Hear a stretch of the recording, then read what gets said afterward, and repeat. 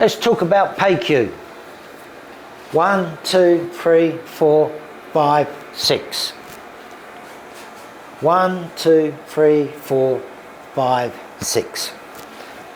So these are just a combination, single techniques made into combinations, but doesn't mean that they all work together. So we're going to do it slow. So here we've got the arteries. So always rear hand guard, pay. So when we come in, we pat down and we can grab this hand and then we strike and we twist and pull to extend. And then I can push Larry, so now he's off balance. But this, you know, if we hit here hard enough, we're going to stop the blood flow and then we can knock him out. But if I just stay here, it's great if I can push him up against a wall and then he's stuck in place. Or, so this is, so in the form, this is the technique to strike here. But then if we put in our own personal experience, we can hit the dim-mak points on the side of the face from here to strike. It's still payq, but instead of using my forearm, I'm using my fist to hit the dim-mak points. So it's the nearest target, basically. Yeah, so the hand has many different hand styles. Bilji, Phoenix Fist, Gok Sau, Pock Sau. Did I say Bilji?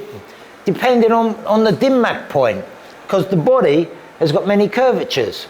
So these points will, depending which direction, are going to strike the dim-mak. So, yeah, Mut Sau, Pik Sau. So Mut Sau, if we can see here, sorry, look into the camera. So this is Larry's fighting stance. Okay? So he's protecting his head and his body. So just come to the side then. So now this is in the way. But when I move it this distance, I now have access to his face. So the movements are very small. So even if I came in and I went pock or a feeler, then we got Mut Sau. Then we always use our rear hand. We can grab and I can payq sau and I can hit the face. So this is that technique. But remember, there are many, many variations to the combinations. This is just one way. You know, we can use payq sau to pock. So instead of coming, Mut Sau is to come on the inside, and payq sau is to go on the outside. If he was in the other stance, we can use payq sau as a damager. You know, we can just constantly hit. Because we condition our hands, most people in the street don't, so they're going to feel the pain and then they're going to become timid to your strikes and then they're going to react. So you become timid.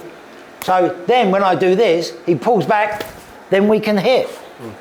So it's all about setting up your combinations. So 1, 2, 3, Dao Sau. Well, Dao Sau, he's got no hair.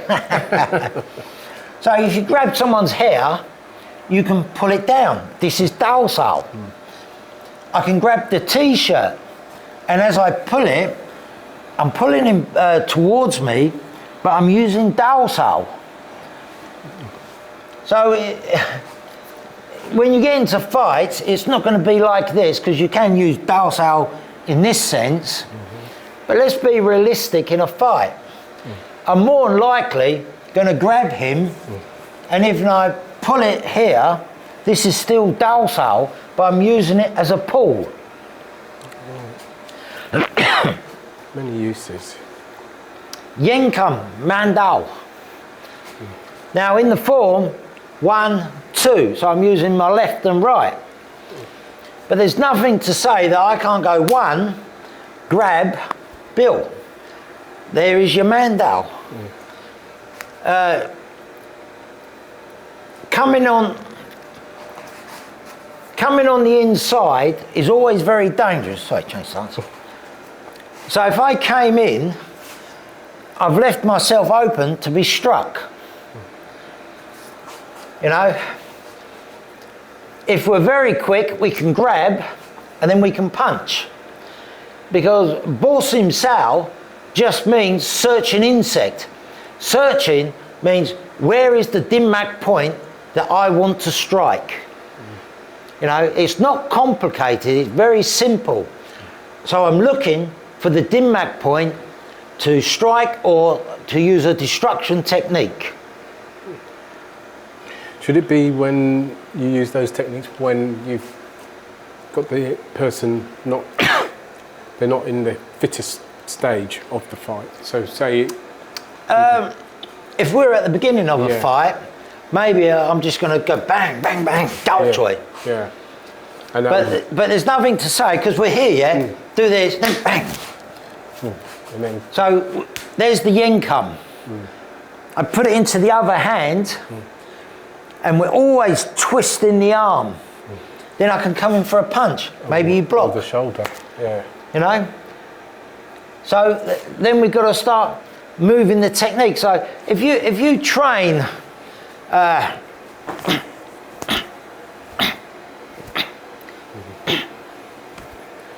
it's really nothing. It really isn't worth it. Because just because you want to show your power, you know, the power comes from within the body, comes from the flow. Yeah. Bruce Lee said, be like water, my friend. That's it. Because water can penetrate the hardest object. So the whole point of the chi and the swimming dragons is your energy just flows. You know, you can train too rigid. Even karate isn't as rigid as some of the Mantis people who train. Yeah, you get too rigid though. You're holding back, it's like you've got brakes on or something. Yeah. Yeah. So we want to be supple. To loosen, like the wushu kind of thing. I always say it's the kinetic power. Always. Kinetic. If I come in with double Bao Zhong and Larry blocks, okay, I don't want to be rigid. I'm stuck. So as we come in, it's like 1, 2. So our sensitivity, as soon as we touch, we feel the stiffness in Larry's arms because he's using power, and then we just relax, which then gives him whiplash, and then we come in with the other techniques. So sensitivity is, because I'm touching, sensitivity is not like Wing Chun. Ours is touch, touch, touch and go. It's always this. You know? Then swimming dragons just means to flow. Your techniques are not. So when we train the payq, it's here. Because as I come in, block me. Sorry. I've got to be able to react quick. Yeah. So when we come here, 1, 2, 3, 4, 5. You must have speed. The power will come from the speed. The power will come from the relaxation, releasing the muscles. The muscles only tense on the point of impact.